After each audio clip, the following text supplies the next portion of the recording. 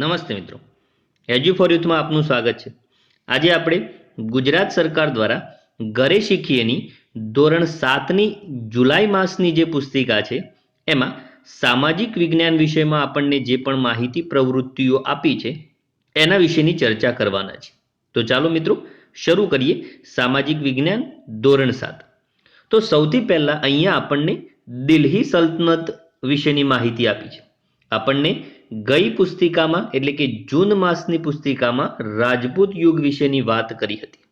તો દિલ્હી સલ્તનતમાં સૌથી પહેલી વાત આપણે યાદ રાખવાની થાય એ કે દિલ્હી સલ્તનતનો સમયગાળો કયો હતો? તો ઈસવીસન 1200 થી ઈસવીસન 1500 સુધીનો સમયગાળો આ કાળ માટેનો ગણાય છે। મોટાભાગના શાસકો જે આમાં હતા એ તુર્ક અને અફઘાની શાસકો હતા। અહીંયા આપણને નીચે તમે જોશો તો એક કોષ્ટક આપેલ છે અને આ કોષ્ટકમાં દિલ્હી સલ્તનતના જેટલા પણ રાજવંશ થયા એમની આ માહિતી આપેલી છે। એટલે કે રાજવંશ, ત્યાર પછી એ રાજવંશની રાજ્ય રાજધાનીનો વિસ્તાર કયો હતો, એના સ્થાપક કોણ હતા, કયા સમયગાળા દરમિયાન આ રાજવંશ અસ્તિત્વ ધરાવતો હતો અને એની વિશેષતાઓ શું છે। તો સૌથી પહેલા અહીંયા આપણને ગુલામ વંશની વાત કરી છે। તો દિલ્હી સલ્તનતમાં સૌથી પહેલો વંશ હતો ગુલામ વંશ કે જેની રાજધાની પહેલા લાહોર હતી અને ત્યાર પછી દિલ્હી થઈ। શાહબુદ્દીન ગોરી કે જે અફઘાનિસ્તાનમાં રહેતી તુર્કી કબીલામાંથી ભારત પર આક્રમણ કરી અને એને ગુલામ વંશની સ્થાપના કરી હતી। સમયગાળો કયો છે? તો ઈસવીસન 1206 થી 1290 નો સમયગાળો છે। ઇલ્તુમિશને ગુલામ વંશનો સાચો સ્થાપક ગણવામાં આવે છે। શાહબુદ્દીન ગોરી જે છે એને શરૂઆત કરી હતી પણ સાચો સ્થાપક ઇલ્તુમિશને ગણવામાં આવે છે। અને ત્યારબાદ ઇલ્તુમિશે એની પુત્રી જે રજિયા છે એ રજિયાને શાસક બનાવી હતી અને એ દિલ્હીમાં પહેલી મહિલા શાસક હતી। તો એ પણ આપણે યાદ રાખીશું। ગુલામ વંશ પછી બીજો જે વંશ છે એ છે ખિલજી વંશ। તો જે ખિલજી અથવા તો ખલજી વંશ કે જેની રાજધાની દિલ્હી હતી અને એની સ્થાપના કરી હતી કોણે? તો જલાલુદ્દીન ખલજીએ કરી હતી કે જે મૂળભૂત રીતે તુર્કિસ્તાનના જ હતા પણ અફઘાનિસ્તાનમાં સ્થાયી થયેલા હતા અને એમનો સમયગાળો ઈસવીસન 1290 થી ઈસવીસન 1320 સુધીનો હતો અને એમાં એક મહત્વનો શાસક એટલે કે અલાઉદ્દીન ખિલજી નામનો મહત્વનો શાસક થયો અને એને ગુજરાત અને દક્ષિણ ભારત પર પણ ચડાઈ કરી અને પોતાના સામ્રાજ્યને વિસ્તારિત કર્યો હતો। તો આ બીજા નંબરનો વંશ હતો ખિલજી વંશ। એ જ પ્રમાણે ત્રીજા નંબરમાં તુગલક વંશ। તો તુગલક વંશની રાજધાની પણ દિલ્હી હતી અને એની સ્થાપના કોને કરી હતી? તો ગ્યાસુદ્દીન તુગલક। મૂળ એ ક્યાંનો છે એની ચોક્કસ માહિતી આપણા પાસે મળતી નથી પણ કદાચ એ તુર્કિસ્તાનનો જ હશે અને ઈસવીસન 1320 થી ઈસવીસન 1414 નો સમયગાળો એ તુગલક વંશનો ગણાય છે। એમાં મોહમ્મદ બિન તુગલક એ તુગલક વંશનો એક પ્રભાવશાળી શાસક હતો।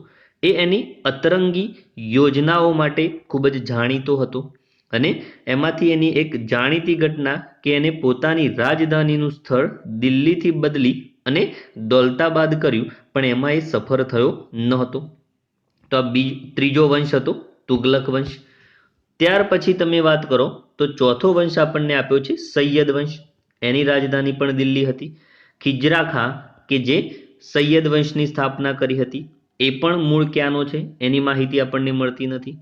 સમયગાળો જોઈએ તો ઈસવીસન 1414 થી 1451 નો સમયગાળો છે।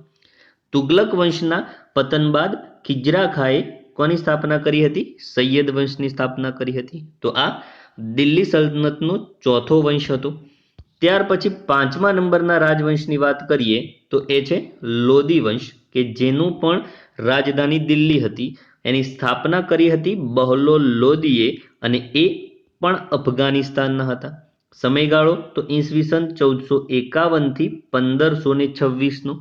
બહલોલ લોદીએ લોદી સત્તાની સ્થાપના કરી અને આ જે વંશ છે એનો છેલ્લો શાસક ઇબ્રાહિમ લોદીએ આ વંશનો છેલ્લો શાસક હતો અને ઈસવીસન 1526માં પાણીપતના યુદ્ધમાં બાબર સામે આ ઇબ્રાહિમ લોદીની હાર થઈ અને સલ્તનત યુગનો અંત આવ્યો અને બાબરે કયા વંશની શરૂઆત કરી?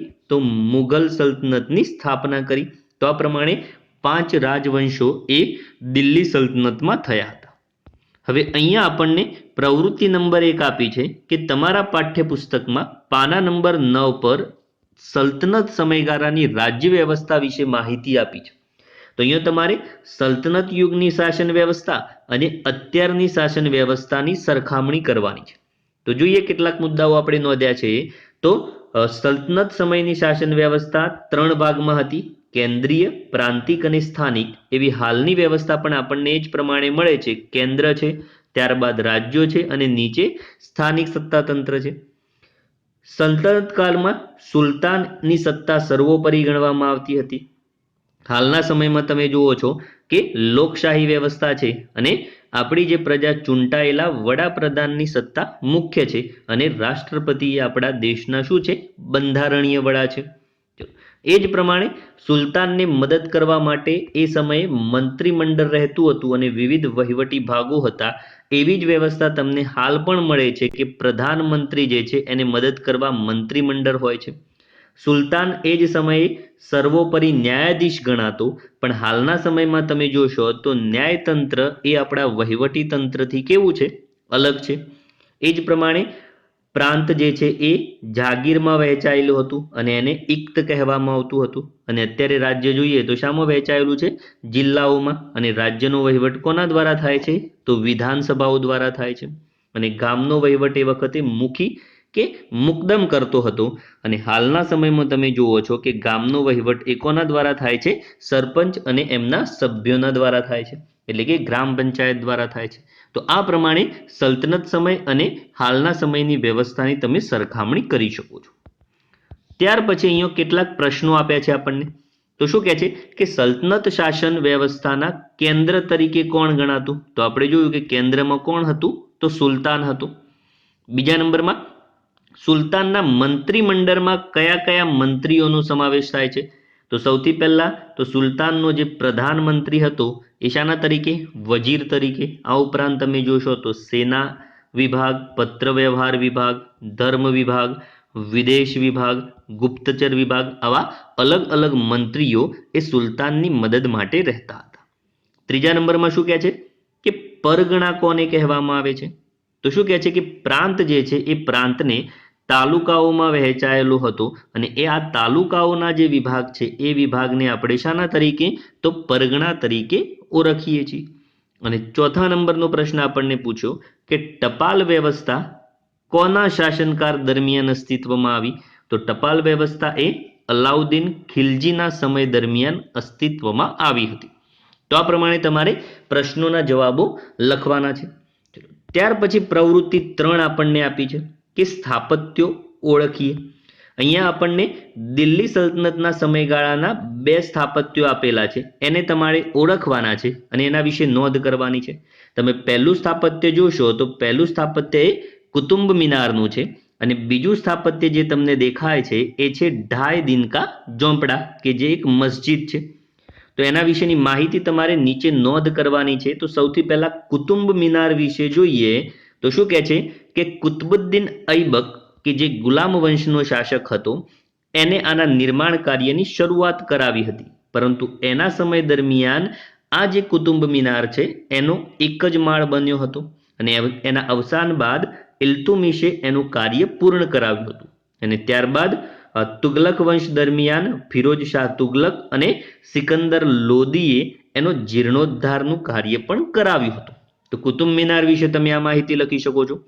ત્યાર પછી ઢાઈ દિનકા ઝોંપડાની વાત કરીએ તો ઢાઈ દિનકા ઝોંપડાનું નિર્માણ કાર્ય પણ કોને કરાવ્યું હતું? તો કુતબુદ્દીન ઐબકે કરાવ્યું હતું. તો આ ઢાઈ દિનકા ઝોંપડા છે શું? તો એ એક મસ્જિદ છે અને આ મસ્જિદ આવેલી છે ક્યાં? તો એ અજમેર ખાતે આવેલી છે. તો આ પ્રમાણે તમારે એની માહિતી લખવાની હતી. અને ત્યાર પછી આપણને અહીંયા બીજા એક સામ્રાજ્યની માહિતી આપી છે, જે છે વિજયનગર સામ્રાજ્ય અને બહમની રાજ્ય. તો શું કહે છે કે જ્યારે દિલ્હી સલ્તનતમાં તુગલક વંશનું શાસન હતું, આ તુગલક વંશના શાસનો જ્યારે નબળા પડ્યા ત્યારે રાજ્યોમાં બીજી અનેક સત્તાઓ સ્થપાઈ અને એમાં ખૂબ જાણીતું રાજ્ય હતું કયું? વિજયનગર. અને આ વિજયનગરની સ્થાપના કોને કરી હતી? તો હરિરાય અને બુક્કારાય, એટલે કે હરિરાય અને બુક્કારાય નામના બે ભાઈઓએ તુંગભદ્રા નદીના કિનારે 1336માં રાજધાની કોને રાખી? વિજયનગરને રાખી અને વિજયનગર સામ્રાજ્યની શરૂઆત કરી. વિજયનગરમાં અલગ અલગ વંશો થયા. એમાં આ જે હરિરાય અને બુક્કારાય છે એ તુવુલ વંશની સ્થાપના એમને કરી અને એની શરૂઆત કરી. અને આ વંશમાં મહાન શાસક થયો કોણ? તો કૃષ્ણદેવરાય મહાન શાસક આ સમયગાળા દરમિયાન થયો. અને વિજયનગરનો ખૂબ જ વિકાસ થયો. અને આ વિજયનગર એક કલા સ્થાપત્યની દ્રષ્ટિએ ખૂબ જ મહત્વનું રાજ્ય હતું. અને તુગલક વંશના સમયમાં જ દખ્ખણ એટલે કે દક્ષિણના ભાગોમાં જફર ખાને 1347માં બીજા એક રાજ્યની સ્થાપના કરી અને એ હતું બહમની રાજ્ય. અને એ લગભગ દોઢ સદી સુધી દક્ષિણ ભારત પર પોતાની સત્તા અને પકડ સ્થપાવી. અને છેલ્લે આપણે હમણાં જોયું એ પ્રમાણે કે ઇબ્રાહિમ લોદી 1526માં પાણીપતની લડાઈમાં બાબર સામે એની હાર થતા દિલ્હી સલ્તનતનો અંત થયો. તો મિત્રો આ હતી દિલ્હી સલ્તનત વિશેની માહિતી. અગાઉના જે પણ પ્રકરણો હજુ સામાજિક વિજ્ઞાનના છે એ પણ આપણે અગાઉના વિડીયોમાં જોઈશું. તો મિત્રો આવી અગત્યની માહિતી માટે એજ્યુ ફોર યુથને સબસ્ક્રાઇબ કરો. વિડીયો ગમે તો લાઈક શેર કરવાનું ચૂકશો નહીં. નમસ્તે મિત્રો.